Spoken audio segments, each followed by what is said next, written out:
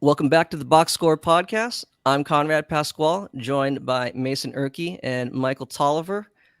We are your Athos, Porthos, Aramis for this episode. Our young D'Artagnan, Nick Thomas, is on vacation, but how fitting, right? One Yeah, guy goes on vacation, one guy comes back from vacation. That's Miami Mason, and one right. goes on. So everybody deserves a break any now. Yeah, Mason, how was Miami actually? it Yeah, was so fun. Yeah, it was. I got a different shade of color on me, so it was good. It was good. Good Cuban food down there, so it was fun. So yeah, it's Excellent. good to be back though. Let me ask you, while you were there though, and it's fun, like, did you consume NBA or did you kind of take a break from Well, that too? no. So I watched only Laker games, and I will say it is in pot. I don't know how anyone in the East Coast watch any like Laker games, Kings games, Warriors games, Clipper games, or Blazers games, even for that matter, just because every night. everything ends at like 1 o'clock. Like I Yes. was so exhausted. We spent like all of our time like out in the sun, just soaking it in. So I was just tired and sunburnt. And then coming home, games would start at like 10:30 Yes. East Coast time, and it was just like the game. Like I was like, I hated to say it, but I like was cheering for like blowouts like every game. I was just like, just please like put them away so like I can just go to bed. And I don't Uh, understand. so you People in could the go to East Coast, bed, they huh? have a different type of fandom. Good for them. Right. Actually, speaking of that, what's what's the local vibe with Miami fans? Did you get a feel for that? So I mean, I was in Fort Lauderdale, Miami. I wouldn't say like, I wouldn't say like, I mean, I think there's a lot of like tourists. When I was on the beach, there was a lot of like tourists, and then so I don't really feel like I got a good grasp on the culture. But Yeah. I wouldn't say like Miami or like Southern Florida is like a great basketball community. Uh, as Ooh. I say that, I'm living in Utah right now, and I think Jazz fans, I think they really put out for their Jazz team. I mean, they're a small market team, but like they're really they're only big. They're the only sport in the state besides their MLS team. So like they just get a strong following. Like they always do really well in attendance, and like they're not even having a great year this year, but like people are kind of interested on like what this Jazz team's doing. So I will say like I think Miami Heat fans, I'm comparing them to like the all-time best in the NBA. Well, that's So awesome. yeah, That's cool. Wow. I know that's a hot take, but like this coming from a Lakers fan, I think that Jazz fans just do it right. They care about their basketball here. Yeah. Yeah, they do. I Especially, mean, go ahead, Con. oh no, I was just saying. I've never actually attended a Miami Heat game, but every time, let's be real, every time you see him on TV, like, I don't know, like, you know how hard it is when they have a whiteout. Everybody shows up in white. They're not wearing some T-shirt the team distributes. Everybody literally comes out in white, you know, as if they're going Yeah. to like a like a horse race or something like that. Yeah. You know, like that's pretty cool in terms of like team, vibes or Unity. whatever. I mean, Right. hey, I'm not saying they're the best. I just think it is a cool aspect. They have their own, however they kind of consume basketball, and but it is pretty cool, right? Like it is part of their identity, part of their Heat culture, right? Right. To Yeah, go I with love the it too. ultimate rebuttal during the finals last year, you'd watch like the end of those games, and when like the Heat are like kind of crawling back into the games, Yeah. just look at I challenge you to watch. I think Game 4 of the finals, like or Game 3. It's one of the first two times that they're in Denver's in Miami for the finals, and there's probably like 4 minutes left in the game. The Heat are like crawling themselves back into the game, and you look at it and you see all these red seats that are just open because the fans aren't there. So that's my rebuttal. Because they're I watching think it at Miami's the a great bar, place, just not man. a great basketball city. I think they are on They the have lower like a side. million bars there, dude. So, Do they have, well, you said you went to a game, right? Is that, did I hear no, I that have correctly? not. I have not. I mean, I have Mason, not the either. I Mason. was thinking about going to the Denver game when I was out there, but it was like Oh, that forty would have been five cool. dollars for like standing tickets, and I was like, I'm not doing that. The Yeah. Uber Yeah. itself was going to cost $100. So Okay. I was gonna say they probably have bars inside the arena too, because I they know. probably do. The Heat probably show up. they probably show up. Like there's probably so many fun amenities in that stadium. So yeah. Yeah. Okay. Yeah. I mean, I was thinking about like, if you kind of, which is fine, you're on vacation. If you had tuned out from all things basketball, I kind of likened it to, say, like, if you were an avid fan of, say, like Game of Thrones or something, or Breaking Bad, you miss 1 week. There's like a lot to catch up, even though it's 1 week, Uh-huh. and Yeah. likewise in the NBA, you miss 1 week, you can catch up on highlights, but a lot happens. It's pretty crazy, um, because I mean, in terms of cold takes, I believe 2 or 3 weeks ago, I said the Warriors and Lakers are play-in bound at the very least, right? Because the Jazz and the Rockets are likely fading.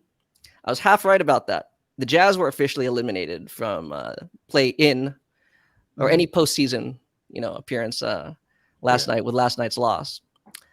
But man, those Aren't Houston Rockets, aren't right? they 10 straight right now?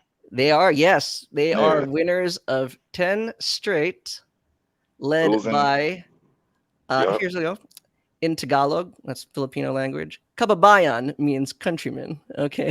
So my kababayan, Jalen Green, right, Is in Alperen Sengun's flexing. absence, has, taken it upon himself to lead their team to 10 straight wins. Mhm. And even though they are literally on the heels of my Warriors, it is extremely impressive, And I admit, I am a Jalen Green fan, all, whole nationality thing aside. I have been a fan of his game, um, going back to his high school days. But it is pretty incredible what he, alongside Amen Thompson, have been doing. Make no mistake, other guys have been stepping up, but those two seem to really have brought out the best in each other. And I mean, I'm not one for all those, like kind of ESPN debates, like, oh, is it Sengun's team? Is it Jalen Green's team? Can they coexist? I mean, at the end of the day, right? What do all fan bases crave, right? You want star power. And I admit, it is important for the guards to team building, but they have some substantial, star talent, or at least star potential. Um, so regardless of whatever the rest of the season pans out, I mean, I think the direction of their team, in terms of building an identity and kind of now really seeing how each of their main players, don't want to, include, I want to include Jabari Smith Jr. too, but now you're really seeing how they're all starting to fit, which is kind of odd to say with Sengun out. But Yeah. I mean, you know, yes, you could really see like how they could each make their mark. And yes, when Sengun comes back, it's going to be a fine balancing act. But as you say, right, it's a good problem to have. It's a good problem to have. Mhm. Yeah, definitely. Because maybe he and Jalen Green will have a Kobe Shaq kind of thing going on. Kobe Gasol, something like that. You know what I mean? Okay, yeah, Because there you go. Maybe that's a more yeah, applicable yeah, version. yeah. That's the best version. Because Shingun was like going bonkers. You know what I mean? And then Yeah, everybody else can plug in around them, and then they also have Fred Van Vliet over there and Brooks. So they Dylan Brooks. have, Dylan Brooks. yeah, they got a few veterans over there that help Ime Adoka develop that identity. And I think they're one of the teams, they starting to remind me of the Isaiah Thomas coached Indiana Pacers, where Ooh, where everyone is kind of getting off. You know what I mean? Like they used to have Steven Jackson, Ron Artest, Reggie Miller still, Al Harrington, Jermaine O'Neal, yep, Al Harrington, and they were all Bonzi Wells. contributing. Ooh, Bonzi. Ooh, Wasn't I Jamal forgot about Tinsley? Bonzi. Jamal Tinsley was on that team too, right? He might have been. Yeah, with Yeah. Dylan. Yeah. Yeah, so that team where it's just kind of thorough all the way damn near to the 10th, 12th man almost. You know what I mean? Like everybody can contribute. Because to lose Shingun like that, And then, everybody's kind of looking for Jabari Smith to kind of fill in the gaps, but instead it's been more so Jalen Green kind of waking up to a whole nother level, like Anthony Edwards or something. You know what I mean? Carl Thomas. Carl Carl Towns goes down. And yeah, and then Anthony Edwards just started going crazy too. You know what I mean? And it's kind of similar to that for me, what I've been seeing from him. So it's Yeah. it's impressive, and it's funny that you mentioned uh what you spoke of 3 weeks ago with the Rockets and Jazz. They play tomorrow, those two teams, Okay. and Let's go Jazz, man. yeah. But yeah, it's just it's crazy the timing of that, and then it's like full circle right now. But yeah, I love what I'm seeing from them. Hopefully, I mean, I don't want the Warriors out, but it would be nice to see that team get in and see what they could do, but not against the Warriors because I have really high, Yeah. still, regardless of them being down that low, I have high expectations for them too. So I we'll mean, see, man. yeah, selfishly, obviously, yes. I want.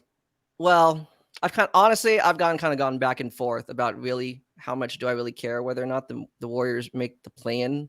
Yeah, But okay, if it's important to them, then fine.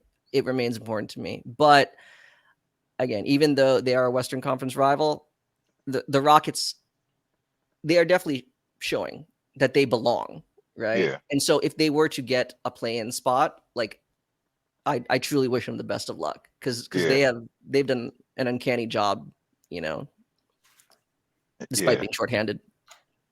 Yeah, I How think you? the Rockets are having a fun little stretch right now with Sengun being out because I was watching that game against the Kings when Sengun, go just land on his ankle and it Yeah. just messed up and it's just a horrific injury. Just watching it was like, it's just something that when you watch it on the replay, it just makes you wince. But I don't really think that this Rockets team is legit. I think they're young and they're exciting, and I think they're going to be good in the future. They're one of the brightest young cores in the NBA. Uh, Fred VanVleet hasn't when Sengun gone out, and now they're won 10 straight. You would think that Fred VanVleet probably just gone nuclear. He hasn't boosted his production up crazy much. Jock Landale has stepped up in some games with Sengun being out, but Jalen Green, I would probably argue that this is his best stretch of his career. Like Oh, he is, easily, oh, easily. he's balling out right now. But I was just looking at the game logs, and I don't really think that this Rockets team is really legit. I think a lot of this is just kind of a circumstances thing in the NBA. I think teams kind of go through hot stretches and cold stretches. This team is really young. There's a lot of things that these scouting reports don't really cover because these guys are so new in the NBA, and it's the tail end of the season. Some teams that they're playing are already eliminated. Like I'll read you out some of the teams that they played during their 10-game stretch. They played the Blazers twice. It's They powerhouse. played the Spurs, the Wizards twice, the Bulls once, the Jazz once, and then their toughest opponent was OKC yesterday that they won. And then they also played Sacramento and then the Cavs without Donovan Mitchell. So I think the Rockets are definitely set up for the long run, and I really do hope that they catch the Warriors just in that 10th seed.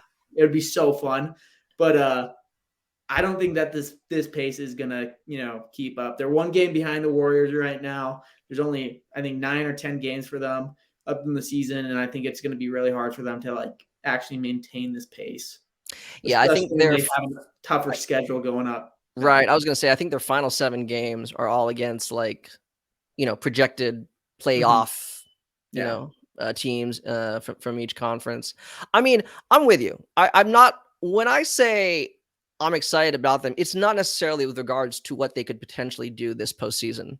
Mhm. Because I mean, I even if they make the play-in, I the odds are against them that they'll make the actual playoffs. I'm not saying it's impossible, obviously, Yeah, but but if they made the plan, that's a huge accomplishment. I right. mean, this season they've won this season, even though they don't get in the plan because they exceeded everyone's expectations of them. Agreed. Agreed. Yeah, I guess my excitement for them is more with regards to what they're showing they can be moving forward. And I Mhm. think it really gives them a better sense of how they can continue building their team, to actually be a legitimate, Yeah. whatever playoff contender, in the West. Because again, simply like Amen Thompson. Even though I started with, and I remain extremely impressed. I think it is definitely the best version of Jalen Green we've seen, but I think this is more representative of what he's capable of. But Amen, I had like some questions about like how his game would translate. You know, it's been very impressive. Like he's playing a lot. Okay, I know this sounds like a lazy comparison. He's playing a lot like his brother, which is, you know, you become like just the ultimate utility man. Hmm. You're gonna do all the little things extremely well, and he's doing Yeah. that. So yeah, No, if, but if his brother was on like a winning team, I don't know how much minutes he would get, but like whenever he would be like a fan favorite, his brother coming right, into in a playoff team environment just because he'll hustle every time. And, I feel like they could be just like the perfect role players. They don't overstate the role. They're not going to take these crazy, terrible shots. I mean, hopefully they can figure out their shooting consistency, and they've gotten better throughout as the season's gone on. But they're both raw talent, and hopefully they figure it out. But do you what's your thoughts on Jalen Green? Do you think he could be a number one option in a playoff, like in a playoff team, without so Sengun, without Van Vliet? can he be a number one option and win? I guess is what you're saying.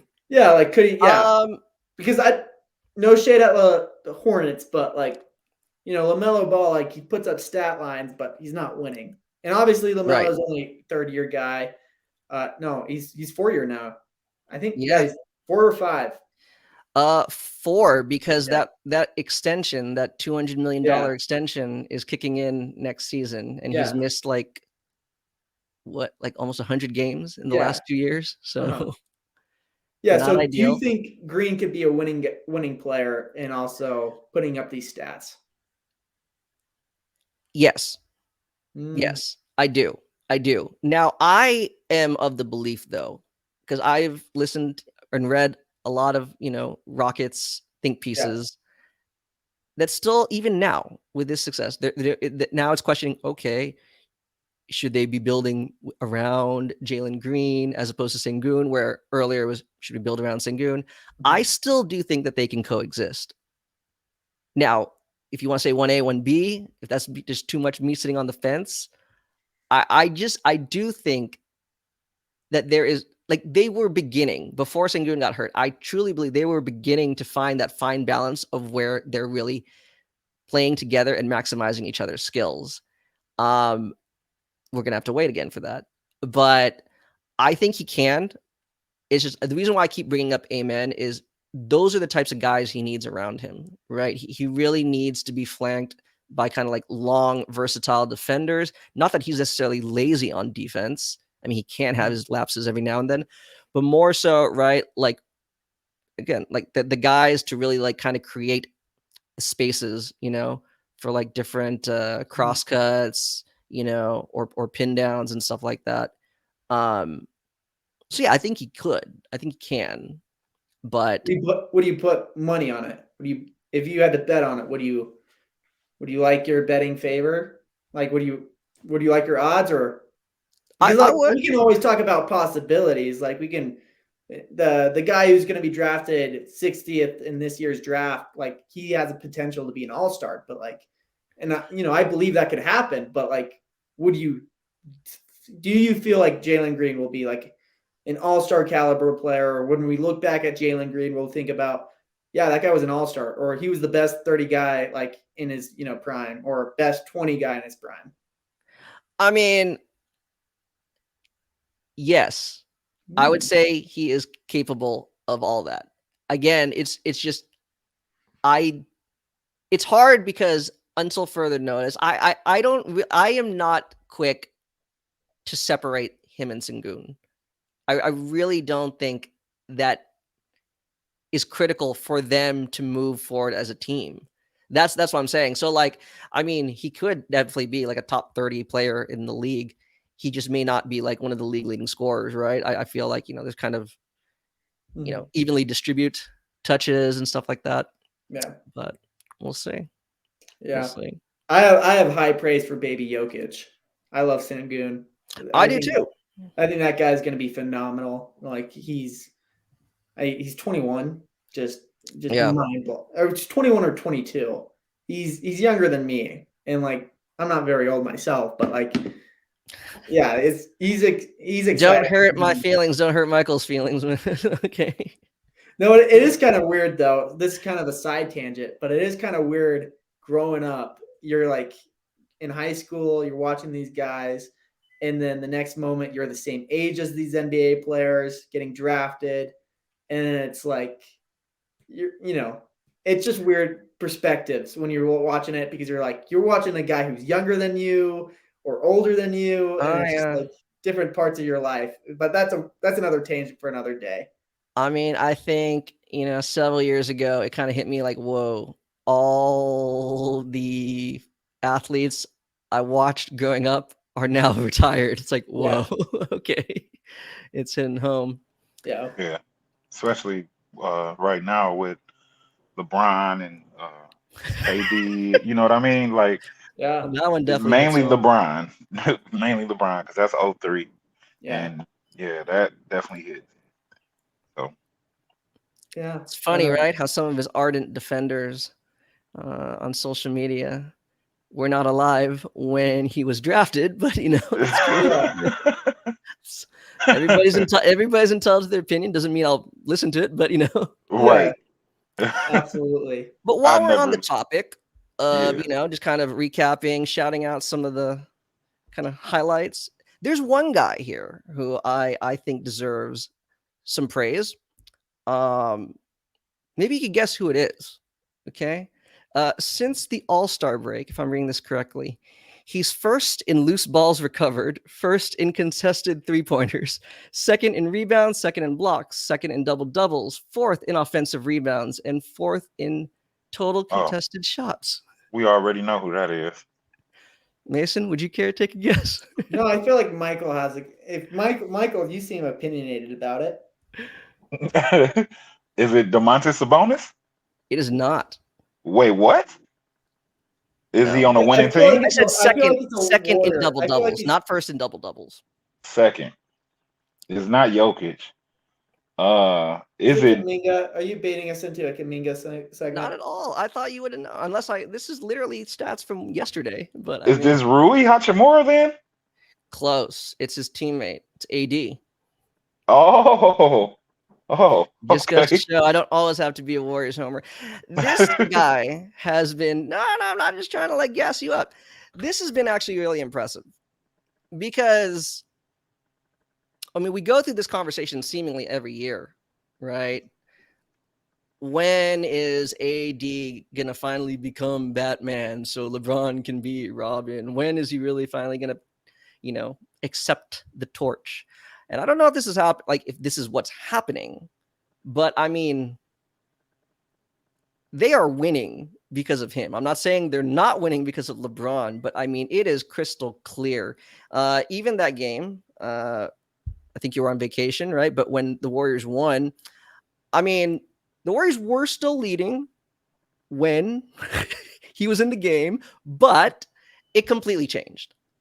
I would be an absolute like hater or like a horrible Yeah. basketball analyst if I tried to make it seem like his presence didn't impact or his absence didn't impact the game. Because I mean, like maybe for right reasons, the Warriors, it's amazing. They just will not drive the lane on him. They will not even attempt a paint touch. Everything becomes like an 18-footer or a 3-pointer. Um, they will not challenge him, even when he's not at the rim. He could be No, like free throw line extended, and they will still yeah. not challenge him. Anthony Davis is awesome. I don't think so. Anthony Davis is probably the best like defender and two-way guy in the NBA. Like where his defense and his offense kind of collide, like just like impact. I don't think he should win the defensive player of the year. That's another subject.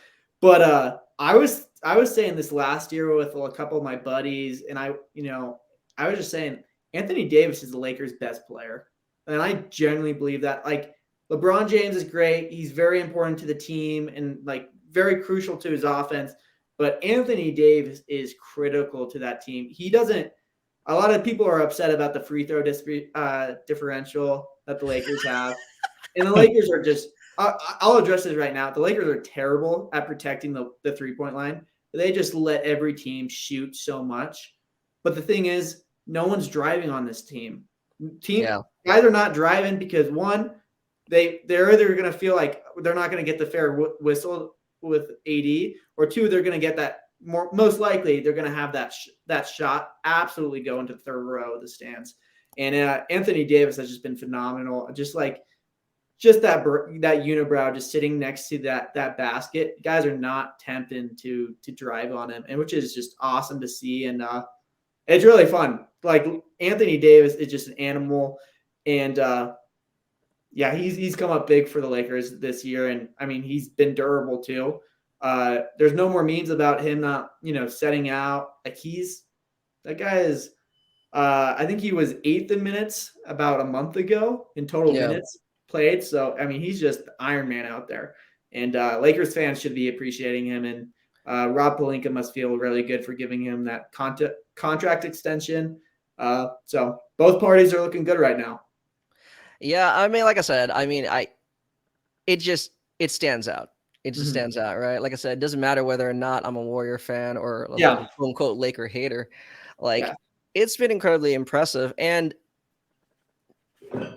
with like let me ask you, with the ambiguity of LeBron's future with the team, I mean, what do you think? Like how do you foresee a future if then like do you think okay it can really be his team solely, like you just build around, or does he really still need like a 1B, like another alpha scorer? Because you said like he is definitely one of the best two-way players, but then can you really run both the offense and defense through him? Which, by the way, your defense is complete utter like bull ish when he's not on the floor. So that's a great question. I think I might be in a different boat than most Laker fans. I think I'm an opinionated person. We all have opinions, and I think maybe the LeBron and Anthony Davis saga is probably ending pretty soon. If you got my take on it, or at least how good it's been. Like they're definitely on the downhill after winning that title in 1920, and like they made a Western Conference last year, and they're hot right now. So by the way, knocking on wood, I don't want to jinx anything. The Lakers are just built to like play playoff basketball and games that are meaningful, and then the regular season they don't really care about it. It's shown. Anthony Davis has said publicly like we don't care about seeding. But I think as long as Anthony Davis is in LA, there's going to be another star next to him. The Lakers are a franchise that has benefited greatly just off geological location. And the worst years in franchise history, when Kobe was, just his body was deteriorating, and the Lakers were trying to find a second star to like, pass the torch. Those were the worst years when they didn't have that second star. And the Lakers are a franchise that is just built off two or three stars. And if LeBron James leaves, I think Jeannie Buss and Rob Pelinka will be looking for ways or free agency or trades to lure another star for Anthony Davis, because that contract extension, I mean, they're married to him. Like we should view this contract extension as a wedding band. Like they're locked together. You say it is a fair contract. I mean, he would make quite the asset if you're looking to then just go full rebuild. I'm not saying you should, but Yeah, I mean, that's an interesting hypothetical that we could talk about in the summertime. I think, because we should put a pin on that. But quick 2 thoughts on that.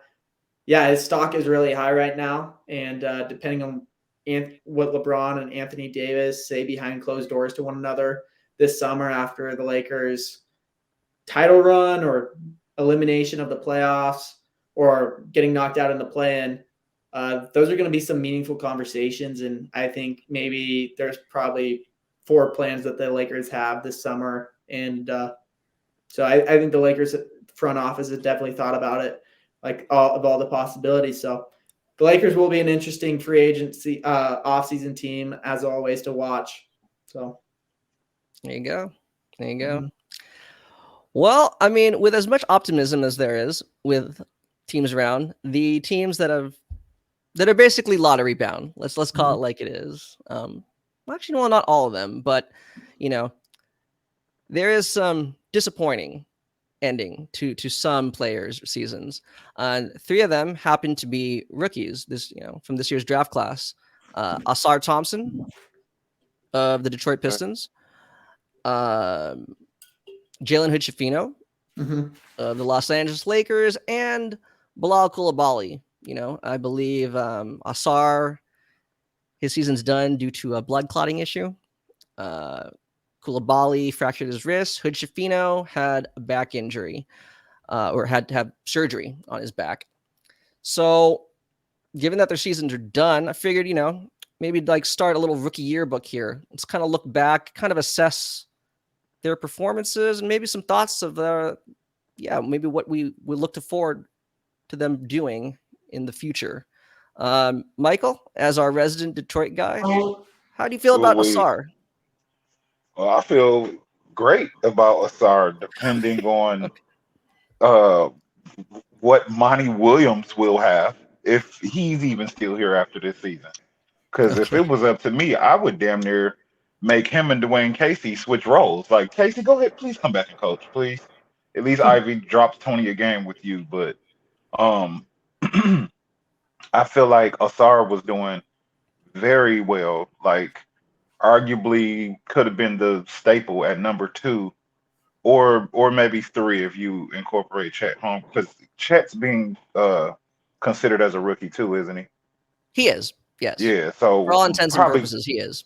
probably behind Wemby and Chet, he would be the number 3, just stapled in. You know what I mean? Because if okay, let me make sure I add context to this.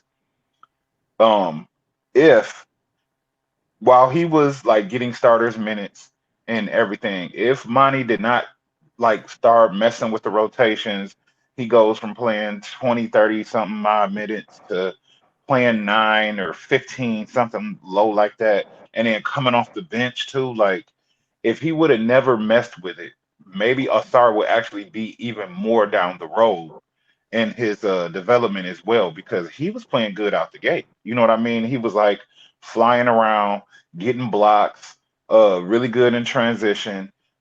He just didn't have that shot going, but it's gotten better, towards the end of this season. Like, So it's a to be little more clear, reliable. to be Yeah. clear, he finishes the season averaging, and your averages aren't everything, but just for context, 8.8 points, 6.4 rebounds, 1.9 assists, Hmm. 48.3% from the field, that's 18.6% from three. I don't have a defense for that. Oh, no. I'm just giving context in terms of, Yeah. if it's gotten I, better, then we definitely started somewhere low, man. yeah, it was bad, um and that came from Monty. I don't know what he was doing, because he was doing better than that, and Yeah. it would have been nice to just see him ride out as a starter and let that continue to just go that way. I forgot exactly what happened, because I got lost once we went on the 28 game losing streak. Like, we had all of America rooting for us at that point. You know what I I, mean? I, Like, I I think even the Pistons players themselves kind of got lost in that 28 game losing streak. yeah, yeah, That was they a fun did. time, though. That was a fun time when every game was like nationally televised. It felt like. I mean, Yeah. that ended up being like the greatest tie-in endorsement deal with Wingstop. They never gave you free wings, man. Like they never. No, they didn't. You know They what I'm didn't, because I tried to order, and a lot of times it just wouldn't pop up for me. Like, the code would not work. You know what I mean? Yeah. So That's I terrible. don't know. Yeah, it is. Cause yeah, them wings is good too. But Yeah, I'm trying to look up something here too, but I'm looking for what his first 20 games I mean, averages. while you're looking up, I mean, I gotta admit, going into last year's draft, and I don't really know if this was a hot take or not. Like it's funny just because on most mock drafts, the Thompson brothers or the Thompson twins were essentially mocked like back to back. You know, Yeah, and it seemed like Amen was for the most part like consistently mocked higher than Mhm. Asar. yeah, yeah, Personally, I had Asar higher. I and again, as I said earlier, I feel like their games are actually incredibly similar now. In terms of how they're finding ways to kind of like kind of make their imprint in the NBA. But yeah, as I've said before, I mean his defense alone is just fantastic. But I mean, his court vision is amazing. I think forget all the scoring, his passing, and it's not reflected in that 1.9 assists. But I mean, because he makes a lot of like those cool, like you would say, like a hockey assist. yeah. Um, yeah. I mean, so going back to what were you saying from No, his I first half was of the season? yeah, I'm looking at it. They don't have it just broke down, but I'm gonna just I don't want to do the math for this real fast, but I do see early 15, 16, 16, Right, 14, 16 in a row. You know what I mean? With right, 10 boards, with 7 boards twice, 9 boards, 7 boards, 15 boards, 12 and 13, 9 and 16. Then what happens? Minutes go down right. and um this is the minutes, right? Yeah, yeah, yeah. And then he has that stretch where it's like 3 and 7, 4 and 8, 5 and 4, 5 and 2. Then he gets 30 minutes again, 20 and 6. You know what I mean? So Yeah, I feel like he would have been able to be more consistent had Monty been consistent in exactly keeping him in the role that he began the season in. You know what I mean? Because he right. was showing up and he was guarding the opposite team's best player often. Um, and he was becoming just reliable. Like I forgot. Um, Somebody had made a comparison. I forgot what their comparison was, but I just look at him like a Swiss Army knife because, like you said, his passing Right. is good too, and he plays defense. It's just we needed his shot to come along. You know what I mean? But then Monty would also put him in the corner a lot, and I used to hate it because he's a freak athlete, and Yeah. you just got him standing somewhere, like not moving. He wasn't really in any type of action until we got Fontecchio. And then it seemed Right. like it re-unlocked things because I guess uh of course the spacing on the floor became better. So whenever he did get the ball, he would be able to crash to the rim, you know what I mean, and just make something happen there. And but the opponents would stay honest because they would be guarding Fontecchio or Cade instead of it just being Ivy out there and then All Star isn't the greatest shooter, and they don't always respect Stewart either. So yeah, I think that was a problem as well. And then lately, he's also been in a lot of pick and roll action more, and then either Fontecchio is there, Cade's right there. And I mean, if Ivy is making his three for the day, then it allowed Asar to actually have more ability to do what he can. And I don't know, this year was just a dumpster fire, but what I see in him, I seen really good things, and I'm looking forward to what he's gonna look like next season, especially if he gets in the gym and he gets that shot down consistent, and I know he will because he wasn't even hesitating to shoot like Kobe fadeaways and stuff like that. I'm looking at him like, what is this? You know what I mean? And then if he gets in there with Cade and even Killian before we let him go, like over the last two Yeah. seasons, had developed that little elbow-ish pull-up jumper that Cade has. Like if he can Yeah. get in, I don't know who's creating that in our players because you kind of see it with some of all of them, like Cade, Ivy. Um, it was like that with Killian. So we have a coach in there that's actually doing it. I don't know if that's Jared Jack or who, but Haha. um, Yeah, that quick little Former warrior, yeah. Jarrett Jackson. Okay, The step in just up under the perimeter, pull up or right, go to the elbow, cut across the pin, kind of blaze right there. Like, exactly. That's yeah, old school, man. That's old school. yeah. Let him, yes. And it's something that isn't, if you're not Steph Clay, Jimmy Butler, probably Jason Tatum, it's a few players that still do it. Probably like Kyrie, it's a few, Yeah. but like if he gets that, then that's gonna put him in a whole nother like level because like he can initiate the offense a little bit better that way as well and just create his own shot. You know what I mean? And be a threat to pull up at the pin, but then take an extra step and he's off of you. Like he gone. He about to dunk on you. So I don't know. I'm So looking forward to seeing what let me just happens, ask you but right now in this very moment, do you think he's like an actual core piece, like a foundational piece of that team moving forward? yes. Okay. Yeah, he has to be. Well, I see What do you reaction think? from Mason. I see reaction from What do you Mason. think? What do you think, Don? Uh I do. I Mm. do. I do. No, I'm curious because obviously Michael. I mean, I do watch him on League Pass, but he's there closer. And he, you know, around like the local Detroit sports media. I always like to, like I said, I like to get an idea, get a pulse, of Yeah, what the local fan base thinks. I do, I do. Now, does that mean he's untouchable? Okay, so no. Then I would have to probably say no, right? not. To me, I mean, I guess when you're a rebuilding team that has won like 12 or 13 games, I mean, sure, technically anybody should be untouchable. But if Yeah, you ask me, like the only ones I would absolutely make untouchable, unless like, you gave me like Luca or something like that, which is unreasonable. right. I would say Cade and Duran. I still stand by that. They're the only two I would say are untouchable. Yeah. But I would still put Asar really highly up there.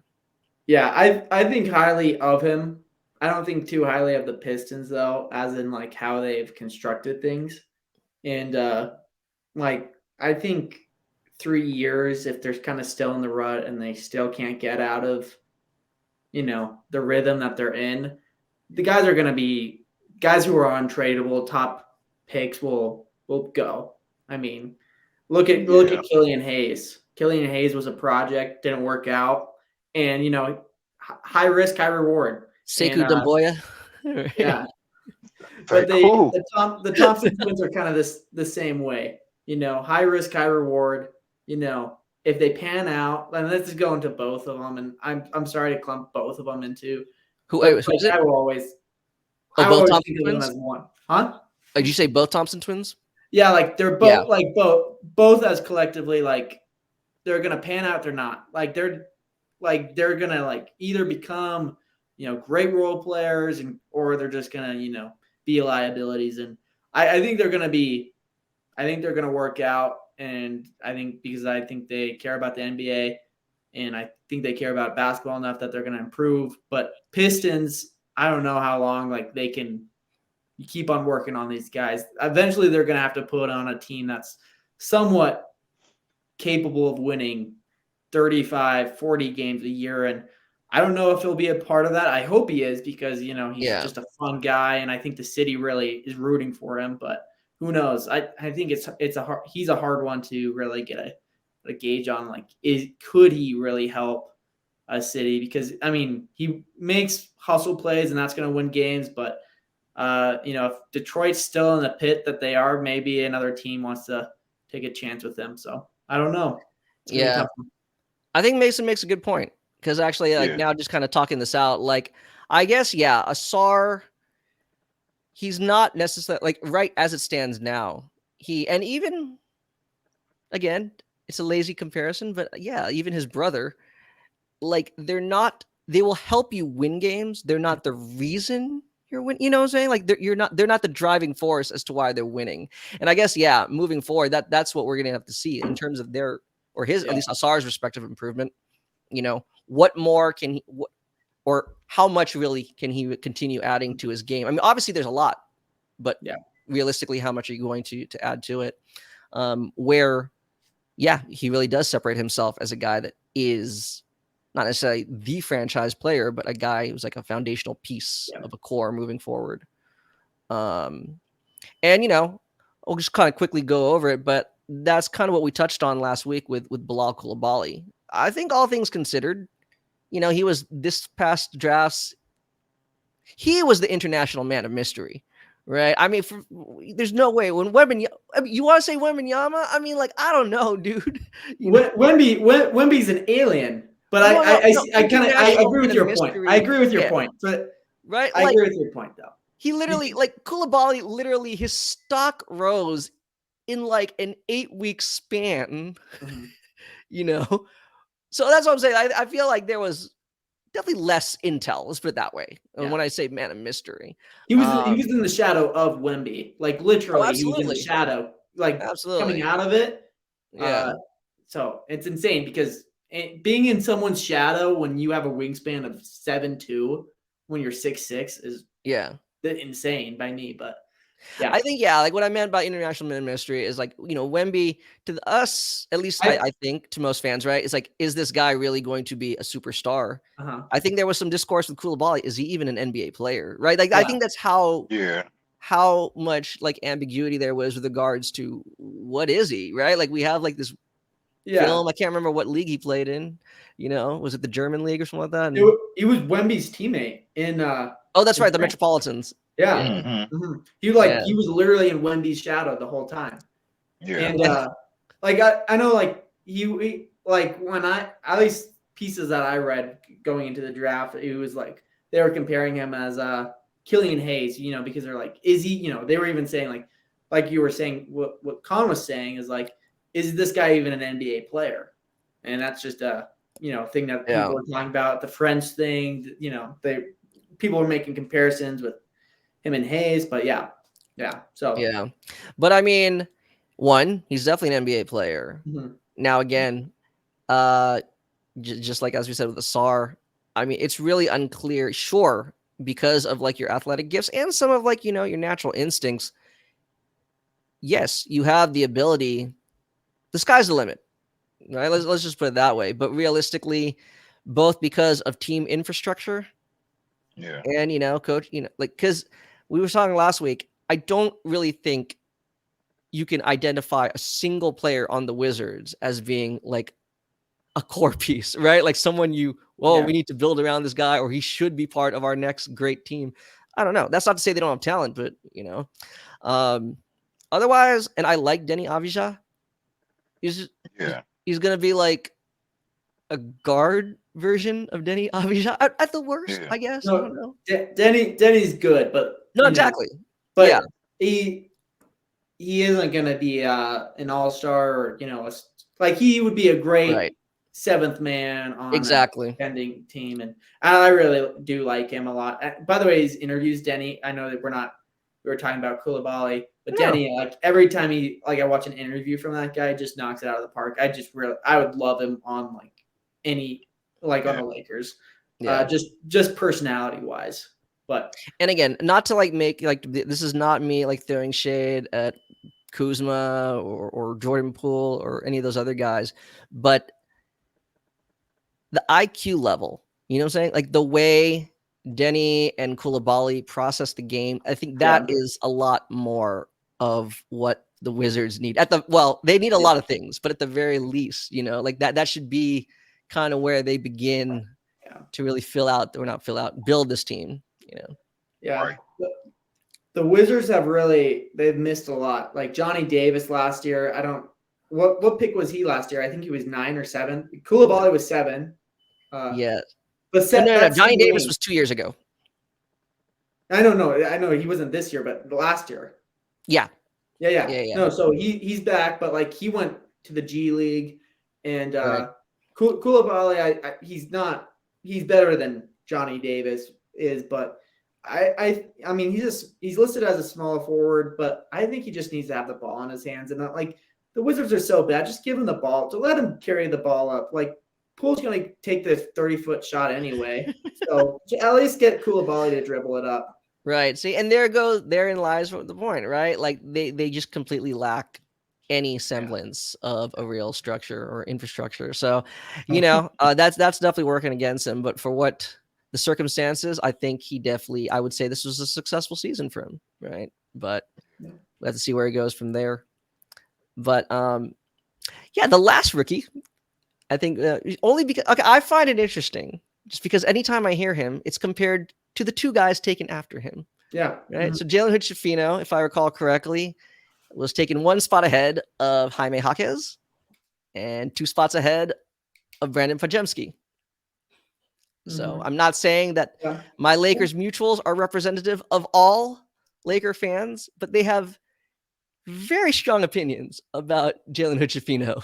Well, you're forgetting to mention one guy that everyone was talking about during the draft day. Oh, I'm sorry. Yeah. The guy Cam taken Whitmore. after them both. Yeah. Cam Whitmore. Cam He was Whitmore. projected 4th and fell all the way to 20th. That's Yeah. insane that no one took a whiff on it. I talked to my buddies about it because, they live in Utah, so a lot of them are Jazz guys. And, we were all wondering why aren't the Jazz taking a chance on him? And but it must be a front, a locker room thing. Maybe said some bad stuff in his interviews, Cam Whitmore. But the Lakers could have used a wing, and I understand the Jalen Hood pick with they wanted to go with an upside pick, and because you don't know how long LeBron and AD are going to be able to be their guys. But I don't know, when you just made the Western Conference Final last year, I maybe going with the player who's ready now would have been the better pick, but it looks like a bad pick right now. He's playing really well in the G League, but there's guys like Jaime Jaquez who are UCLA who, I guarantee you a lot of Lakers front office guys and scouts were at those games a lot. They probably saw him play religiously, so it's a little frustrating. I have JHS's G League stats in front of me. And for his G League season, he appeared in 15 games. He averaged 22 points, 4.8 rebounds, 5.5 assists, 47.3% from the field, 43.2% from three, on 5.4 attempts per game. So it's not horrible, but at no point did it translate to the big club. But let's be clear that the G League and the NBA, they have similarities, but they're very different as well. Right. Very completely different. Mac McClung, he was on the South Bay Lakers, and he puts up 30-point triple doubles. He's like the Russell Westbrook of the G League, and that guy doesn't get any. It's your 2-time dunk champion.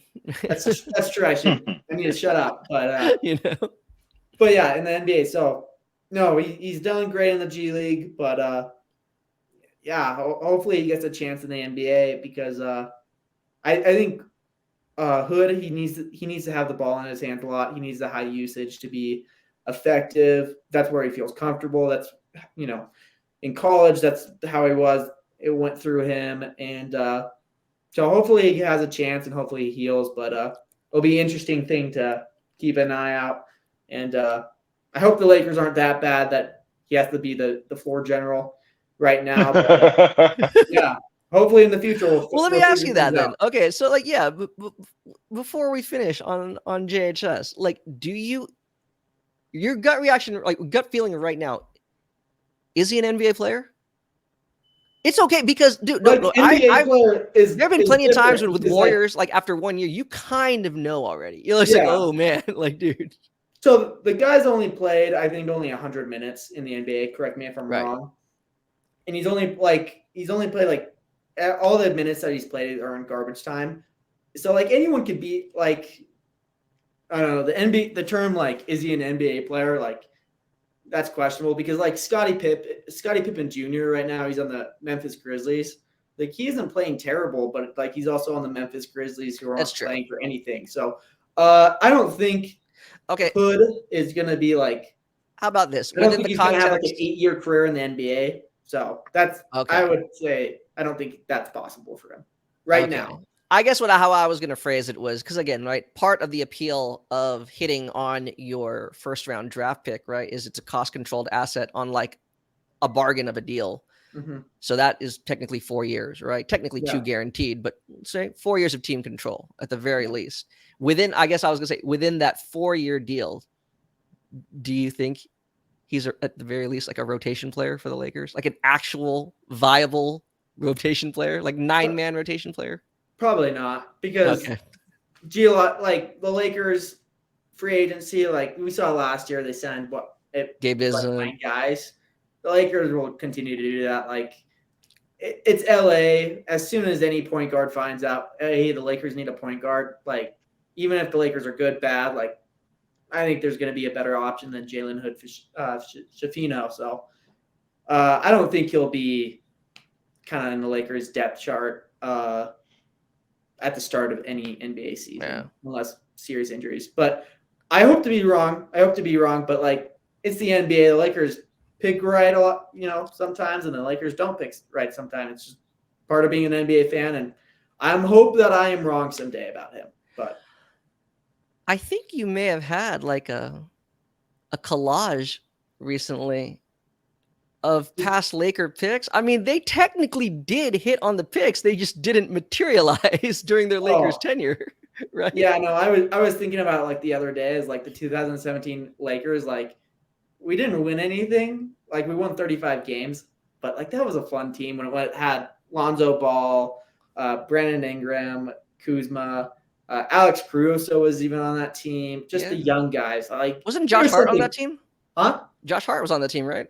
Josh Hart was on the team. Larry Nance Jr. was on that team as well.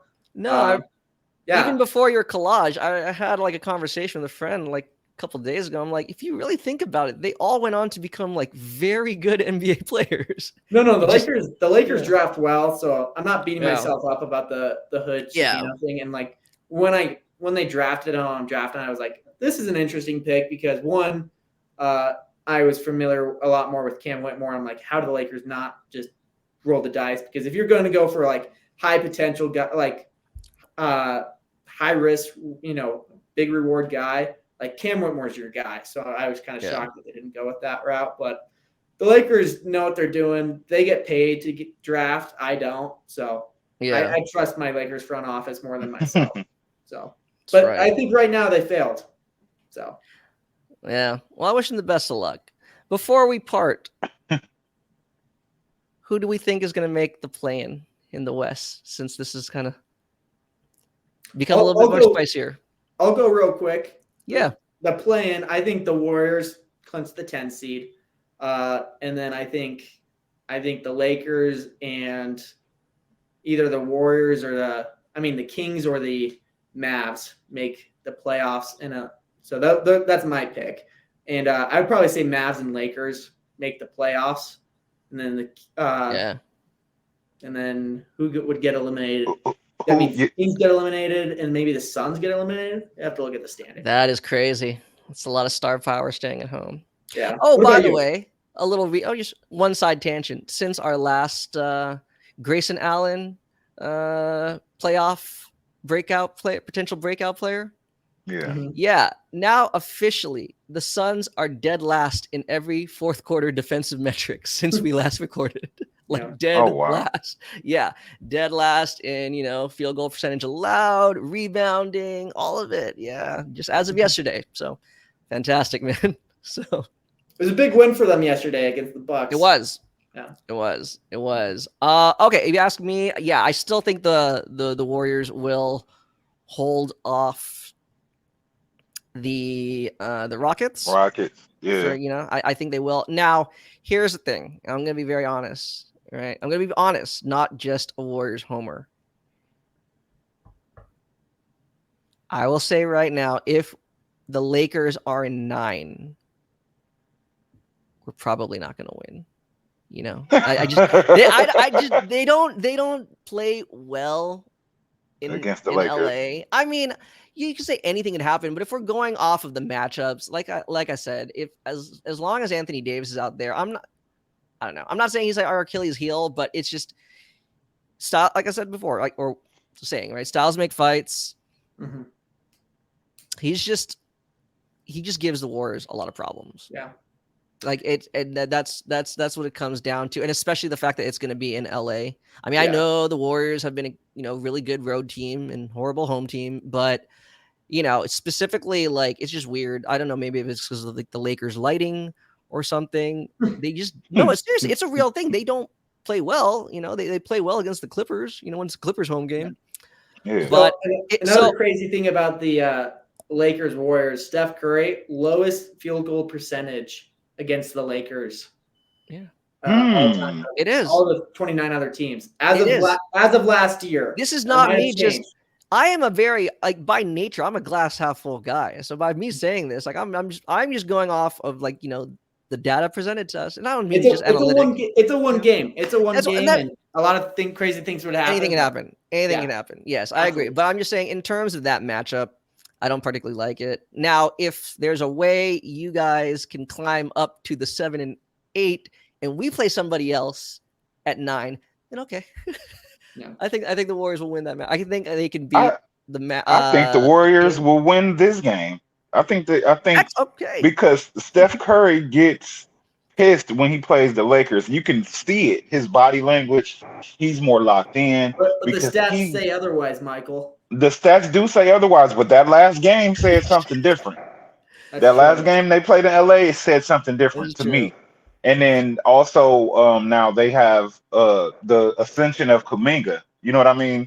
So I'll cancel and count all of that other stuff out because he the one guarding LeBron a little bit and then Draymond has to Yeah. lock in and he has to be the great Anthony Davis defender that he has the potential to be because he's usually the person that gives Anthony Davis the most God, like really. he's able to get to the ball before Anthony Davis can go up. He can like body him enough sometimes as long as Anthony Davis doesn't get that like pivot step around him.